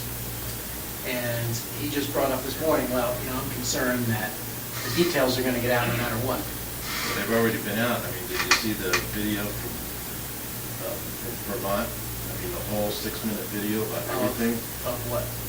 couriers and. I mean, I didn't think that they Koenig really, and- they came out, it was one news station reporting it. And Yeah, in fact, and everybody that I know of has seen it. well, I mean, But it's basic information, it's not the details that Israel's concerned about, I don't think. And none of the information that he's concerned about getting out has gotten out. And he's talking about the details of the crimes, not the His crime. family saw it before I did, and that's the whole purpose. Well, that's a of it. concern too, but I mean, that, as far as the Vermont, that's another concern I have, somewhat, is if hypothetically, if I give you details on other crimes in other states, what's ultimately going to happen? At what point does that information become public knowledge as well? Or does it? Does it have to? What's the procedure for that? Is there some way we can work it out to where if I give you this information, it stays sealed or at least limited release or something? I don't know. I don't even know what the options are. But it just seems like in Vermont, as soon as they had the information, they, of course, everybody wants to know, and it's gonna be the same everywhere else too, so. I think we can work with these other jurisdictions by getting those assurances. As I've said sort of before, Vermont was something we weren't really sure about the scope of things. And now that we are, I Right. think we can proceed better to kind of get assurances, at least from the local jurisdictions, that, A, they're not going to prosecute you, and B, any details you release, at least are not published. Right. Now, in Okay. terms of what comes out in court, that was your other concern, right? Right, well, I mean, not that's- just what comes out in court, but I'm also concerned about the Koenig case in that, it's a high-profile case up here, and what's gonna happen is, as soon as it gets to the point where I plead to that, then all the media is gonna want, it's gonna be the same thing. They're all gonna be clamoring for details, like what happened and all of that. So what efforts are gonna be made to control that, if any, and I'm suggesting to you that we can come up with a global agreement which effectively limits what we put out in public in exchange for information about the other homicides. So if we don't put that out in a court of law in public, right. the media wouldn't learn of it. So that's my suggestion as to sort of a global thing to wrap Koenig into couriers and everything else. I mean, obviously, Israel's expressed that he doesn't want to be dragged back to Vermont, which, we're trying to work with him on, and we're trying to work with Vermont on. It's become a little bit difficult because things have slowed down a little bit. We'd like to wrap that in, and keep him here and keep him in one place, but we're going to need some sort of assurances for them that he's going to continue cooperating, and that's what Vermont has wanted. So in order to kind of I don't care about what comes out about the courier. I guess my point is, I can try and limit the information that comes out on all this other stuff, but if the details of the Koenig case come out, it doesn't matter how many other details we suppress on the Sure. other crimes. And that's what I'm suggesting to you, is sort of a global settlement where there's an agreement to only go into certain details of the Koenig case and the Courier case, even though you've told them about them, that there's been no limitation on those. We now put limitations on those. And we put. Right, but that's what I want to make clear before we go any further on anything, is to have something somewhat concrete in writing, saying that information isn't gonna come out when the time comes, that I do plead guilty to the Koenig case, or whatever happens. But whenever the next release of information to the public is, whatever else we've been working on becomes null and void if all of a sudden there's this flood of information about what happened in the Koenig case. And I've pled guilty to it, and then it doesn't matter. And in return, for not introducing that information, we want information about the other murders. I understand that. Like I say, I don't care.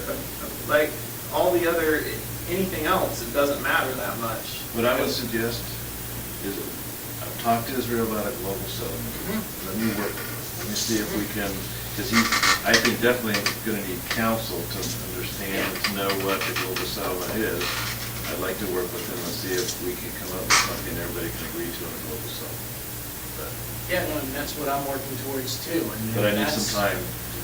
No, I agree. I just need to know what the demands are, and that was the first time that's really, obviously it's not in the letter, the level of detail, and, I'm happy to work something out and try to get approval for what I'm suggesting. Obviously, what he wants, it seems to be, I want the death penalty imposed. Now, that's a catch-22 situation, you understand, because the more information the jury or judge has, the more likely it may be that they may impose that, all right?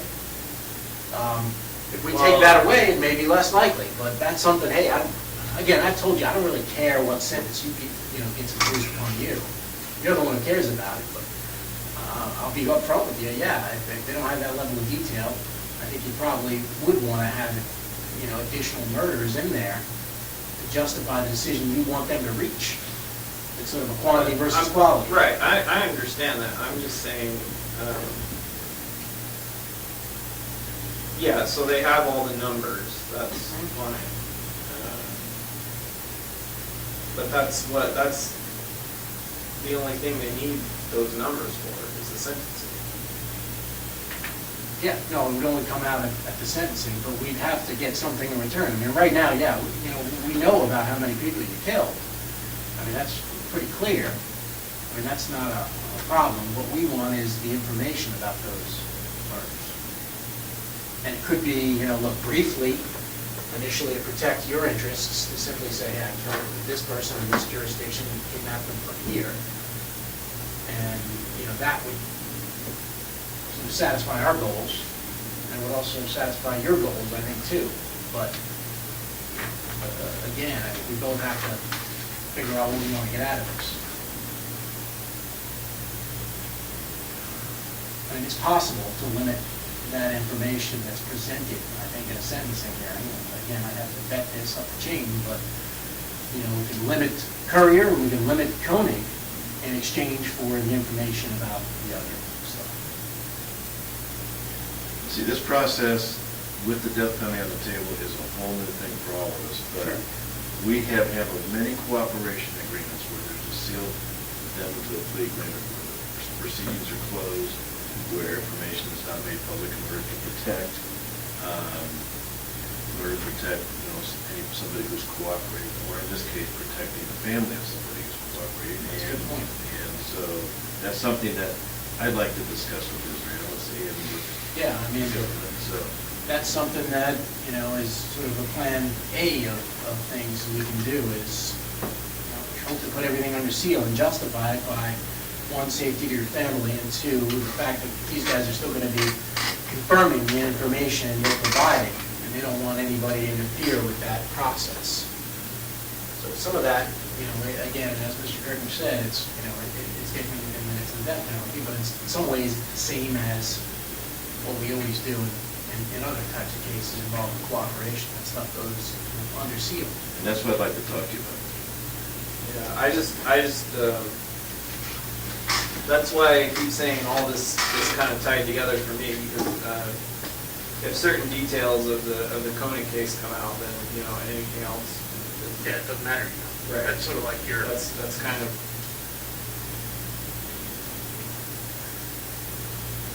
Worst case scenario, then everything else I did before that is automatically gonna be assumed just as bad. No, no.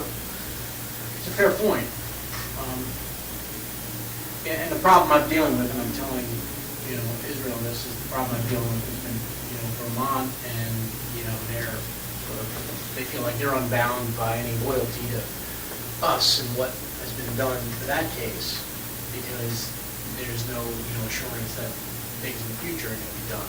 What I'm trying to do is kind of put their charging decisions off and try to give us some breathing room to figure out how to wrap all this stuff up rather than do it in two different jurisdictions or perhaps three.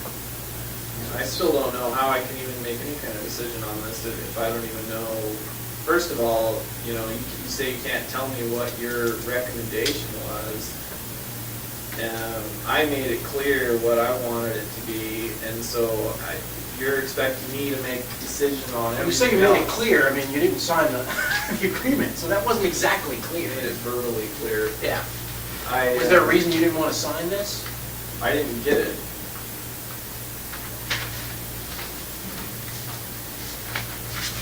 And I just found out the other day that the recommendation was already made, so I assume it doesn't matter if I sign it now.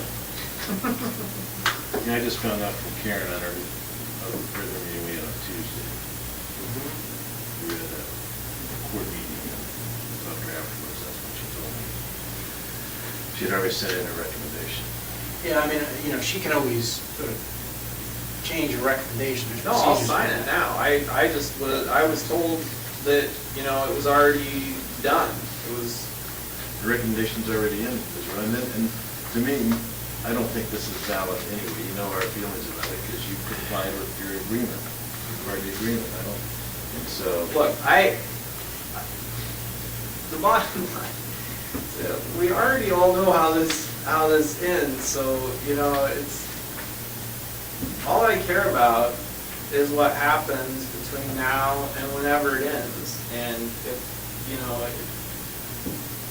things don't go the way I want, I don't need you guys. Well, let's just talk about it, okay? Let's see if we can resolve it. Look, This whole thing is just turning into. no, I think that there is, look, the U.S. Attorney can always provide additional information for capital crimes, additional, information you'd like to provide, your attorneys would like to provide. She's made that clear in her letters. I think. And what's with this, why do they have to go back and meet with, what did you call it? Mitigation? Yeah, it's essentially that's going to be between you and your attorneys, but the process typically is, in the typical case, is the attorneys argue that, death penalty shouldn't be imposed. Right, let's just nix that whole meeting. That's They don't between show you up. and your attorneys. Well, I'm telling you now, if they showed up, then they're not authorized to be there. Yeah, you can discuss that with them.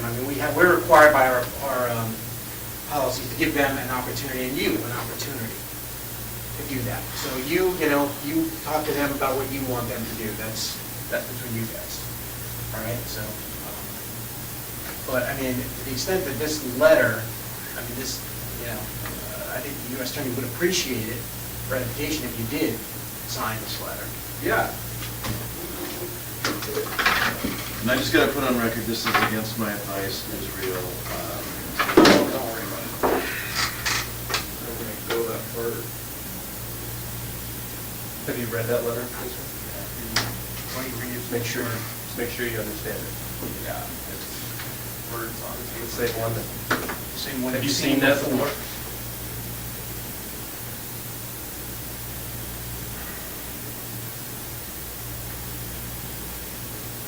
Yeah. Okay. So the date of this, just to sort of put the date on, is 7/26. But I mean, I'll forward this to the U.S. Attorney as well.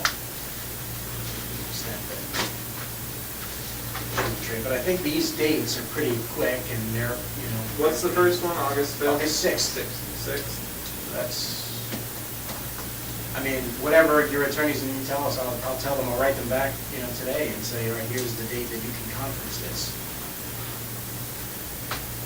And what happens next? Then Like, it if goes they then it don't, goes to the no, Attorney General. if they don't show up. Then it goes to the Attorney General for a decision. All right. So are there any dates that, Rich, that? Well, they don't need to be there. Let me talk to their counsel. Yeah, I mean,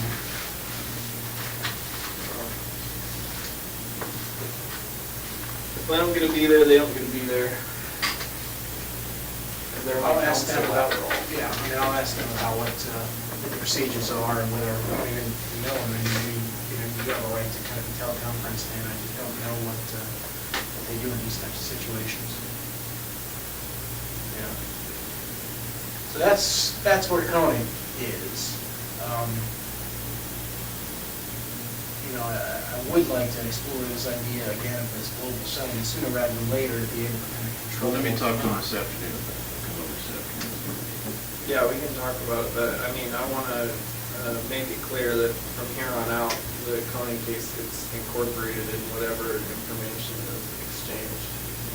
Coney case gets moving, but Any information I give you is incorporated into that, to whatever happens in the Coney case. So you'd like a global So that I settlement? so that I have control over what information is released in that, and, you know, we can do it on like a piecemeal basis. If you know, if I feel like,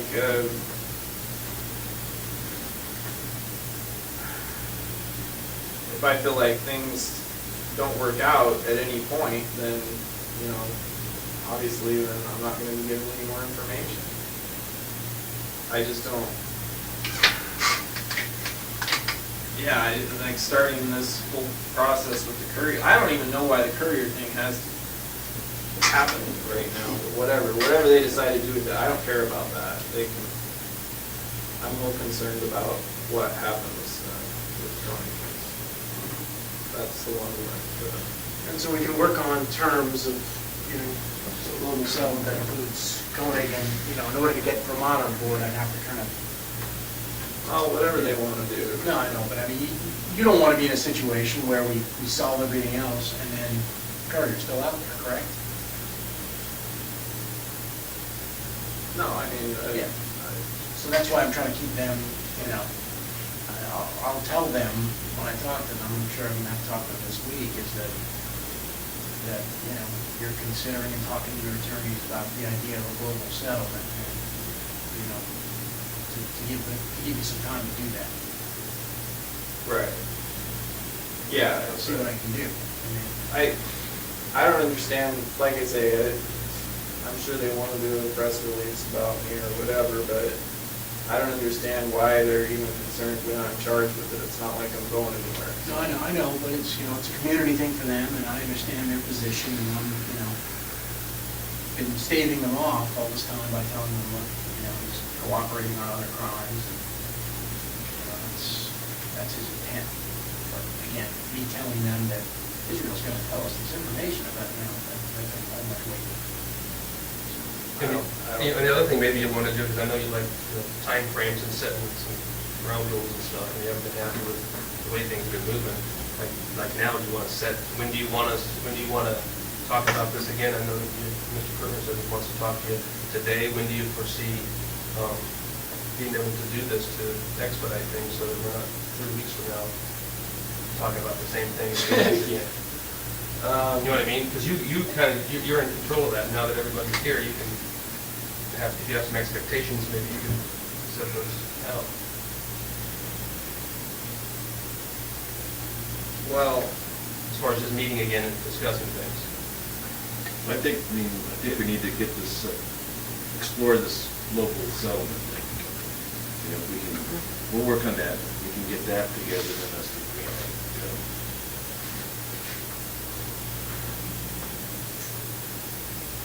Because without that, it's going.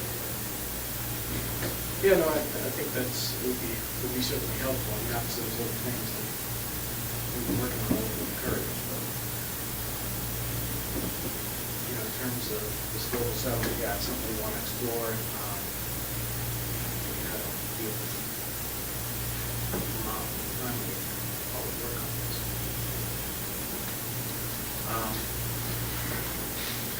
Well, I mean, that's. What I can say, at least, it sounds like, you know, I can advise Capital Crimes that August 6th is sort of a workable date if his mind doesn't change. Well, I mean, for me, on my schedule, September 17th would be work.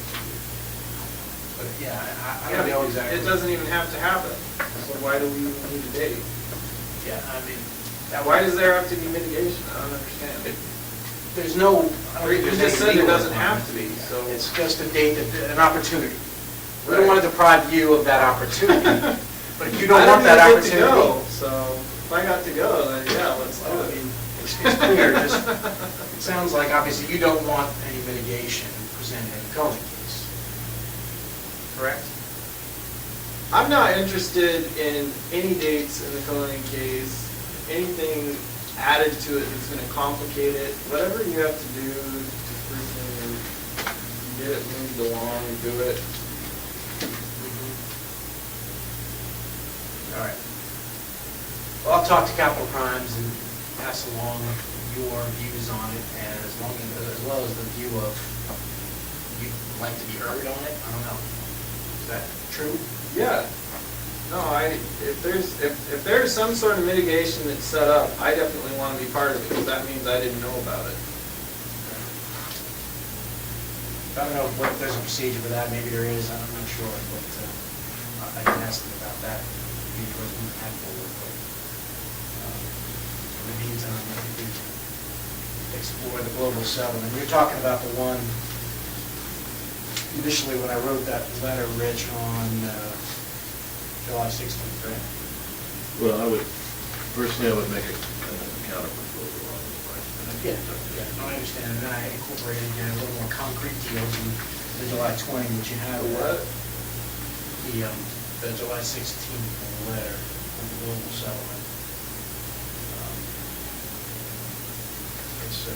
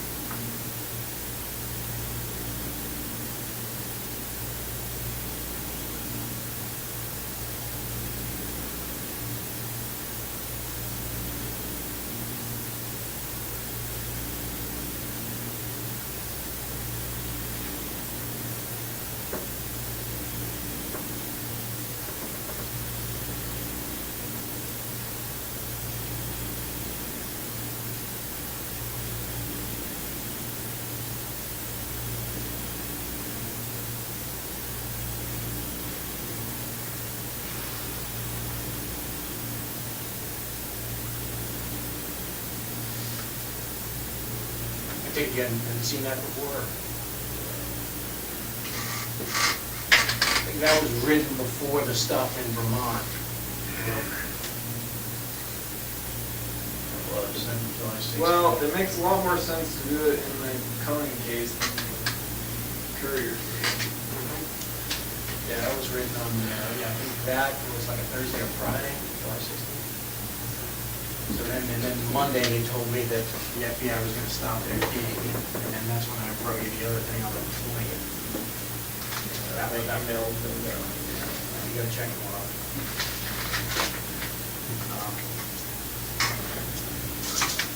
All right. Any other questions in this room while we're all here? Any idea, any timeframe you'd like to see that here for our next meeting?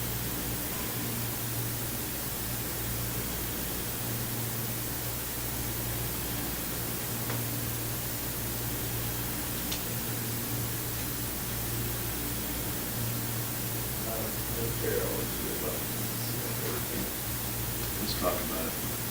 We'll step in. Not working. In terms of what, like, in terms of what we're doing, or, I mean, I'm trying to figure out to make sure.